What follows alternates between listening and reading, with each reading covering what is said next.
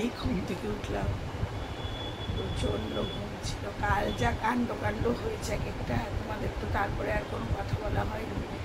বাজার যাওয়ার সময় তো বলে গেলাম যে যাচ্ছি স্পেন্সার যাচ্ছি, কয়েকটা জিনিস কিনবো। তারপরের কাহিনী শুরু। স্পেন্সার তো গেলাম, স্পেন্সার থেকে যেগুলো কেনার সেগুলো তো কিনলাম। তারপর একটা গ্রসারি আছে, সেটাতে ওই আমি দুধ নিই, পনির নিই, ডিম নিই, তো ওখানে গেছি। তা ওখান থেকে কয়েকটা জিনিস নিয়েছি, নেওয়ার পরে এক ট্রে ডিম নিয়েছি। ট্রে নিলে আমার সুবিধা হয়, মাঝে আর দৌড়াতে হয় না। তো যখন ফিরেছি, লিফটে উঠেছি, হঠাৎ করে দেখছি কি ইঁদুর পচা গন্ধ পাচ্ছি।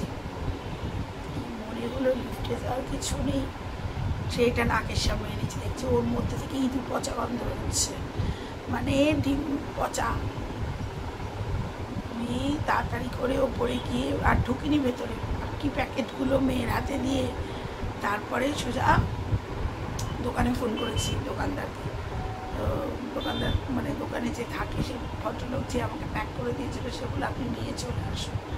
আবার গেছি, এবার দোকানদারকে গিয়ে বলেছে আপনি একটু বাইরে আসুন। তারপরে তাকে বলছে আপনি শুকুন ডিমের গন্ধ।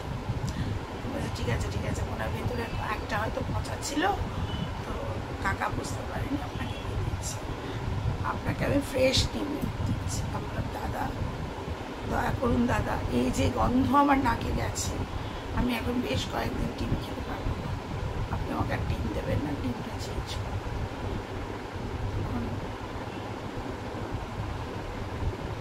আরও একটা 10 টাকা থাকার কথা ছিল গো ব্যাগের মধ্যে, আরও একটা 10 টাকা থাকার কথা ছিল। 50 টাকা এগেনস্টে 14 টাকা, না ঠিকই আছে। তারপরে বললাম যে আপনি আমাকে পনির দিন, তারপরে ওখান থেকে পাউরুটি পনির এসব নিয়ে এলাম, আর কিছু টাকা ও ফেরত দিলাম। মাকে মা মনে থাকবে আমার, আমি তো বেশ কিছুদিন আর ডিম নেবো না।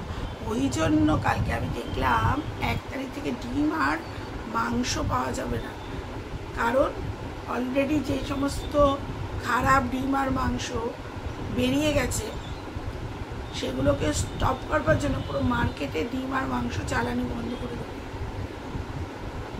তারপর ওরা আবার শুরু করবে। ভাবতে পারো, পুরো ইঁদুর পচা গন্ধ। এবার পুরো ট্রেটা তো আমায় ফেলে দিতে হতো, যদি না আমার তখনই আমার নাকে আসতো। পরে তো ওরা চেঞ্জ করতো না, বলতো আমার দোকান থেকে নিয়েছেন, জানলেও বলবে না। আমি তো মানে ঢুকিয়ে, তাও যখন গেছি দোকানদার আমাকে বলছে আমার দোকান থেকে নিয়েছেন। আমি বলছি মা 5 মিনিট 10 মিনিট আগেই তো আপনার কাছ থেকে নিয়ে গেলাম, আমি তো বাড়িতেও ঢুকিনি। বলছে ও আচ্ছা আচ্ছা, বোঝো অবস্থা। সেই জন্য কালকে ওই গরমের মধ্যে একবার এসছি, আবার গেছি, আবার এসছি, এই করেছি, টায়ার্ড হয়ে গেছি। আর কি বলবো, ঘেমে নিয়ে অস্থির, কিছু বলার নেই। তারপর তোমাদের সবার খবর, গরমে কেমন আছে? ভালো? আর এই গরম মানে শুকনো গরমটা একরকম, এই ইউনিট গরমটা একদম সহ্যের বাইরে। আনা চা করতে ইচ্ছে হচ্ছে না, আর কিছুক্ষণ ওয়েট করে দিদি আসবে। টাটা।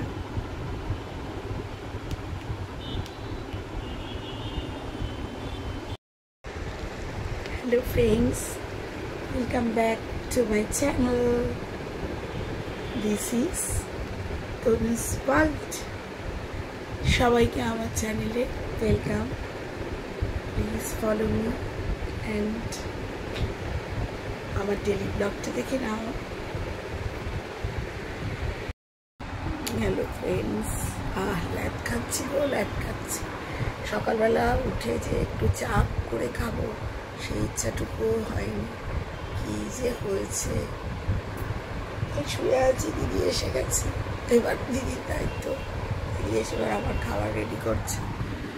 আমি বললাম আমি চা দিয়ে রুটি দিয়ে খাবো, আমার খুব ভালো লাগে। তো এসে আমি এখন একটু ল্যাদ খেয়ে নিচ্ছি, আবার স্কুলের জন্য দৌড়াতে হবে। শান্তি তো নেই। তারপরে একটু মাথাটাও কেমন একটু ঘুরু ঘুরু ঘুরু ঘুরু করছে।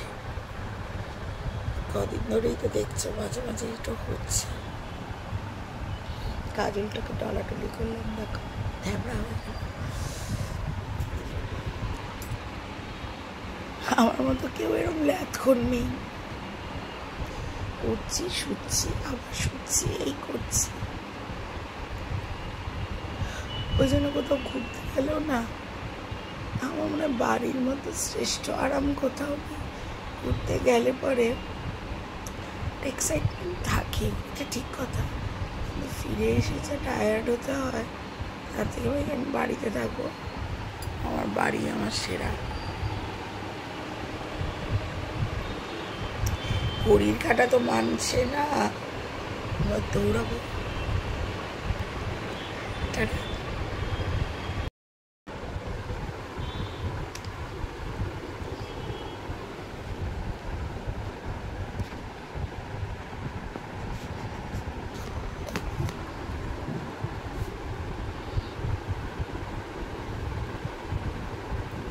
দাঁড়াও দাঁড়াও,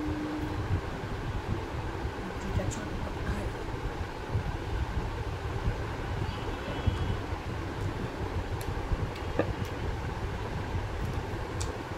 ঠান্ডা হয়েছে।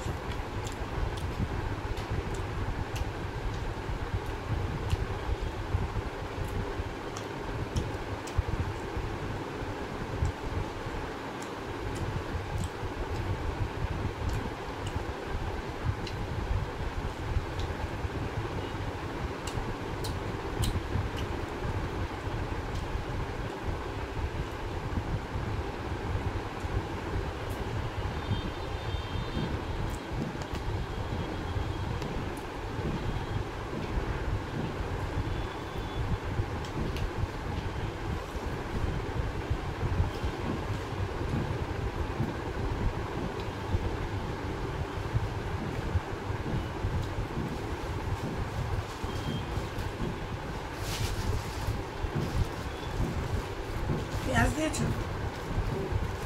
দেখো আরেকজন কীভাবে শুয়ে আছে। এখানটা রেখে যাও, বুঝে নিচ্ছি। জল আর দিও না, জলের বোতল আছে, এক্ষুনি মাখছি।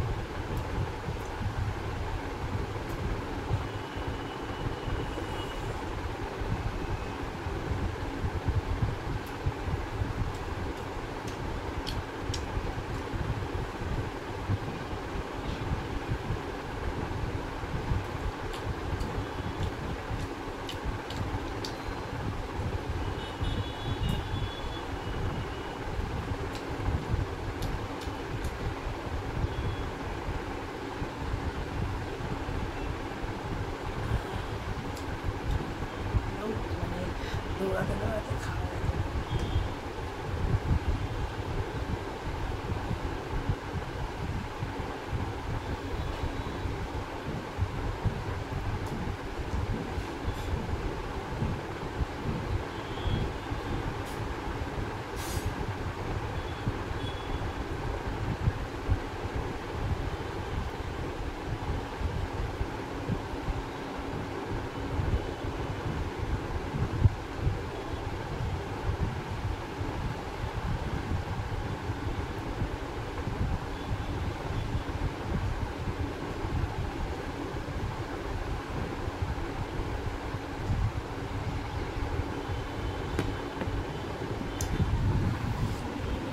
কোকড়া সে পায়ে গেলাম, এখন তো কুড়াতে হবে, তার মধ্যে মার একটু আলু সেদ্ধ মা আমার হাতে শুকনো লঙ্কা ভেজে আলু সেদ্ধ মাখাটা খুব ভালোবাসে, একটু মেখে ভেজে টক ডাল আলু সেদ্ধ মাখা, চক বেশ খাবার। পরে এবার কথা হবে, এখনের মতো টাটা। Good evening friends. আজকে মোটামুটি 6:05 মধ্যে ঢুকে গেছি বাড়িতে। ট্রেনে করে আর আসছি না, বাজার না থাকলে এই গরমে আর ট্রেনে আসতে ইচ্ছে করছে না, ভালো লাগছে না। এখন এলাম, আসার সময় তো খুব খিদে পেয়ে যায় না। আজকে দুপুরের পর থেকে তো এত গরম লেগেছে স্কুলে, আর টিকতে পারিনি। তো তারপরে এসে দিদি মুড়ি টুড়ি দিল, মুড়ি বাদাম পেঁয়াজ দিয়ে লঙ্কা দিয়ে খেলাম, চা খেলাম, খেয়ে একটু বসেছি। আর আমাদের জানলায় দেখো হাওয়া কাকে বলে, একদম জাস্ট উড়িয়ে নিয়ে যাচ্ছে। তোমরা বুঝতে পারবে না হয়তো। এই যে মা এখানে বসে আছে। মা শুভ সন্ধ্যা বলো। হ্যাঁ, শুভ সন্ধ্যা বলো। শুভ সন্ধ্যা। কেমন আছো? কেমন আছো? তুমি কেমন আছো? ভালো আছি। তোমাকেই তো জিজ্ঞেস করছি। এই আমি আর মা দুজনেই জানলায় সামনে বসে আছি। ওরা তো ছাদে গেছিল, যথারীতি ছাদের হাওয়া তো খেয়েছে। ও কি হাওয়া গো! এই কিছুটা বুঝতে পারছো কিনা জানি না, উড়িয়ে নিয়ে যাচ্ছে, অসম্ভব হাওয়া। এটাই হলো আমাদের এই মানে এটার বিশেষত্ব। এত আরামদায়ক, এত আরামদায়ক, মানে কি বলবো, আর বলে বোঝাতে পারছি না। আমি যেখানেই থাকি, বাড়ি এসে গেলে যদি প্রকৃতিতে হাওয়া থাকে, এখন যদি প্রকৃতি গুমোট থাকে তাহলে কারো কিছু করার নেই, বুঝতেই পারছো নিশ্চয়ই। মানে ফুরফুরানো হাওয়া যাকে বলে, সেই হাওয়াটা ফিল করছি। এই হাওয়াতে এমন হয় মাঝে মাঝে আমি এসে না, আমি এখানেই ঘুমিয়ে পড়ি। আর ঘুমিয়ে পড়ি তো মানে মারাত্মক ঘুমিয়ে পড়ি। সে একেবারে রাত্রিবেলা খাওয়ার সময় উঠি, কারণ সেরকমভাবে তো কিছু করতে হয় না এখন। আর দিদি সব করে রেখেই যায়, টুকটাক যেটা করতে হয়। আর মা এই কদিন ধরে গরমের জন্য মাছ মাংস খেতে চাইছে না, ওই টক ডাল কোনো সিদ্ধ এই টাইপের জিনিসই করছে। বললাম ঠিক আছে, এক নাগারে কারোর এগুলো ভালোও লাগে না, থাক, খেতে হবে না।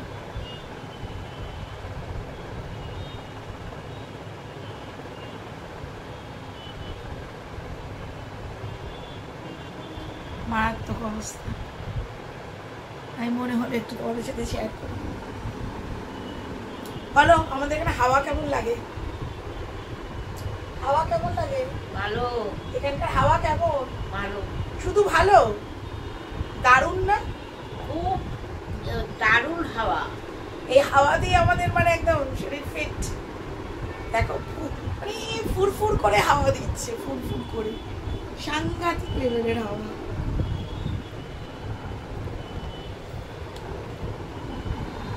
তো এখনের মতো টাটা জানাই, আবার পরে আসবো, ঠিক আছে?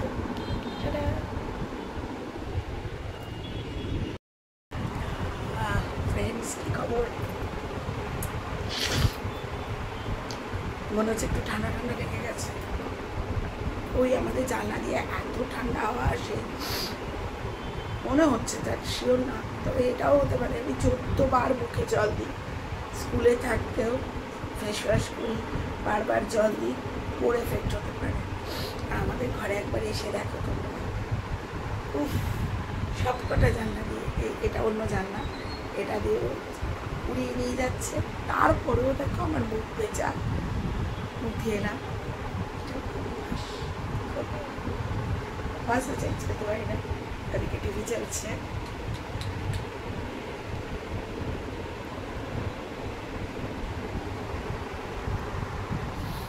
সবার ডিনার কমপ্লিট। মা তো ঘুমোচ্ছিল, মাকে এখন খেতে নিয়ে গেছি। এখন কদিন ধরে কি করছি, আমি খেতে দিই না, মার ভাত মা বাড়ে, মেয়ের সামনে দাঁড়িয়ে থাকে, কম বেশি হলে ও ফিল আপ করে মাইক্রোওভেনে মেয়ে গরম করে দেয়, তারপরে মা নিজে খায়। ইচ্ছে করে করছি আমরা এটা, তাহলে না মা ভীষণভাবে ডিপেন্ডেন্ট হয়ে যাচ্ছে, এটা ঠিক না। যতদিন পারি অন্তত তাকে সচল রাখার চেষ্টা করি। তারপরে বাকিটা মেয়েকে বলি তুমি খাওয়াবে, তুমি ওষুধ দেবে, ইচ্ছে করি, তাদের মেয়েও যাতে একটু দায়িত্ববোধ, এই ফিলিংসগুলো ভালো ডেভেলপ করে।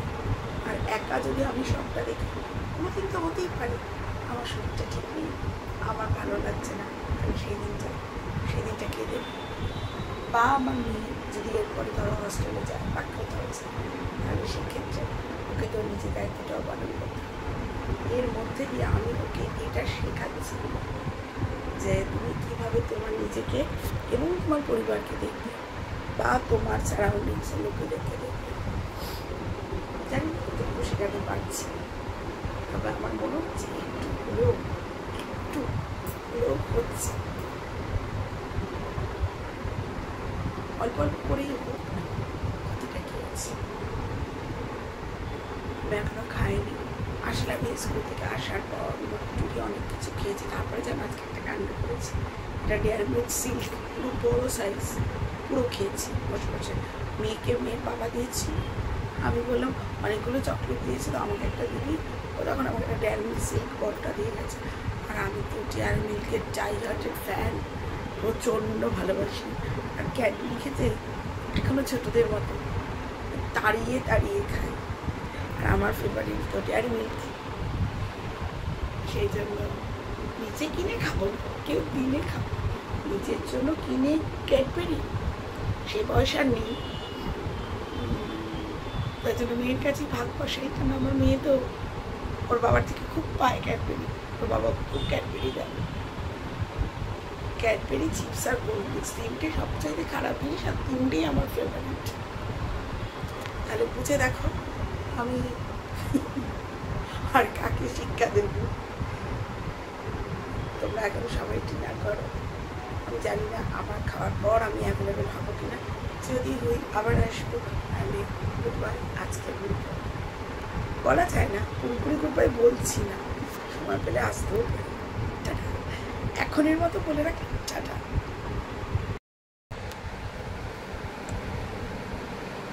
জাস্ট শুয়ে আছি, আমাদের এখনো ডিনার হয়নি। মার ওষুধের পর্ব কমপ্লিট হলো সবে, সে এখন টয়লেটে গেছে, সে শোবে, আমি শুয়ে রয়েছি। আমার যে বললাম না, ল্যাদ খাওয়া অভ্যাস হয়ে গেছে। আমি দুটো ওষুধ দিলাম, বাকি ওষুধগুলো নিয়ে গাড়ি চাপিয়ে দিলাম, বাথরুমে যাচ্ছে। লাইট জ্বালাও, ফ্যানটাও জ্বালাও, লাইটও জ্বালাও, ফ্যানটাও চালিয়ে নাও। চলছে? আচ্ছা,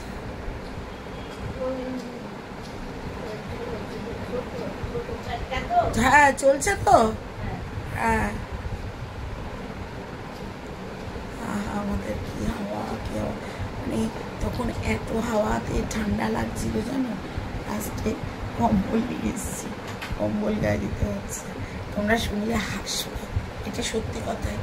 আমাদের যে সূর্য ডোবার পর থেকে যা মানে মানে হাওয়ার চোটে ঠান্ডা পরে বোঝাতে পারবো।